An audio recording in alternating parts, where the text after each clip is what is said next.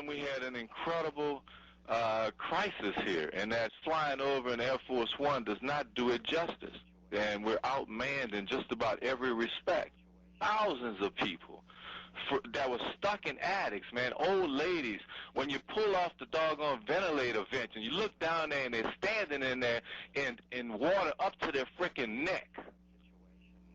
And they don't have a clue what's going on down here. They flew down here one time, 2 days after the doggone event was over, with TV cameras, AP reporters, all kind of goddamn, excuse my French, everybody in America. But I am pissed. I need reinforcements. I need troops, man. I need 500 buses, man. We're talking about, you know, they were talking about getting, you know, public school bus drivers to come down here and bus people out here. I'm like, you gotta be kidding me. This is a national disaster. Get every doggone Greyhound bus line in the country and get their asses moving to New Orleans.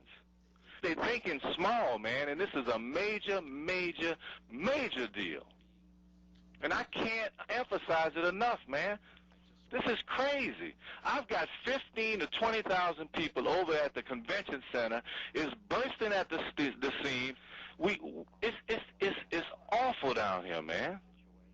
People are dying, and they're dying by the hundreds.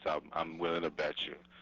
We're getting reports and calls that is breaking my heart from people saying, "I've been in my attic. I can't take it anymore. The water is up to my neck. I don't think I can hold out." And that's happening as we speak. In a state of emergency, man, you're creative. You figure out ways to get stuff done. Then they told me that they went overnight and they built 17 concrete structures and they were going to drop them. I flew over that thing yesterday and it's in the same shape that it was after the storm hit. There is nothing happening. And they're feeding the public a line of bull and it's spinning and people are dying down here. And I am telling you right now, they're showing all these reports of people looting, but people are desperate. And they're trying to find food and water, the majority of them. Now, you got some knuckleheads out there, and they are taking advantage of this lawless situation where, you know, we can't really control it. And they are doing some awful, awful things. But that's a small majority of the people. Most people are looking to try and survive. People don't want to talk about this, but I'm going to talk about it. You had drug addicts walking around this city looking for a fix. And that's the reason why they were breaking in hospitals and drugstores. They're looking for something to take the edge off of their Jones, if you will. So what you're seeing is drug-starving, crazy addicts, drug addicts, that are wreaking havoc. And we don't have the manpower to adequately deal with it. We can only form a perimeter around them and hope to God that we're not overrun. Did the tsunami victims request? You go through a formal process to request? You know, did the Iraqi people request that we go in there? Did they ask us to go in there? What is more important? This is, you know, and I'll tell you, man, I'm probably going to get in a whole bunch of trouble. I'm probably going to get in so much trouble it ain't even funny. They probably won't even want to deal with me after this interview is over.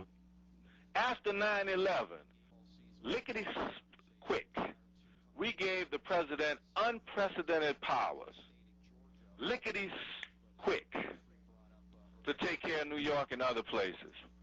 When you mention New Orleans anywhere around the world, everybody's eyes light up. You mean to tell me that a place where you probably have thousands of people that have died and thousands more that are dying every day, that we can't figure out a way to authorize the resources that we need? Come on, man. You know, I'm not one of those drug addicts. I am thinking very clearly. But somebody needs to get their ass on a plane and sit down and figure this out right now. This is ridiculous. And I don't want to see anybody do any more goddamn press conferences. Put a moratorium on press conferences.